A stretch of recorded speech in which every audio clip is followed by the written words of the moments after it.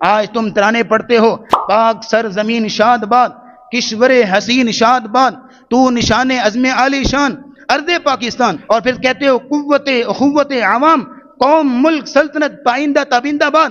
کبھی یہ بھی سوچا یہ کب ہوگا؟ شاد باد منزل مراد کب ہوگا؟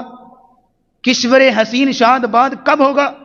یہ قوت اخوت عوام کس دن وجود میں آئے گا؟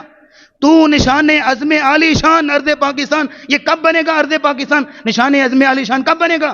جب آخری لائن پڑھو گے، سایہ خدائے، بولیے گا ذرا، سایہ خدائے ذوالجلال، جب اس رب کی بندگی میں رہو گے، جب اپنے ملک، اپنے قانون، اپنے آئین کو اس کے سائے میں اور اس کے قانون میں، اس کے اسلام کے تحت گزارو گے، پھر یہ جب آخری لائن پوری ہوگی، پھر پہلے ساری لائنیں پوری ہوں گی، شاد باد منزل مراد بھی ہوگا، قوت اخوت عوام بھی ہوگا، تو نشان عزم عالی شان بھی ہوگا، پھر پائندہ تبیندہ باد سب کچھ ہوگا جب سایہ خدائے ذوالجلال ہوگا۔ لیکن اگر سایہ خدائے ذوالجلال نہیں ہے تو روتے پیٹتے رہو گے، کوئی مداوع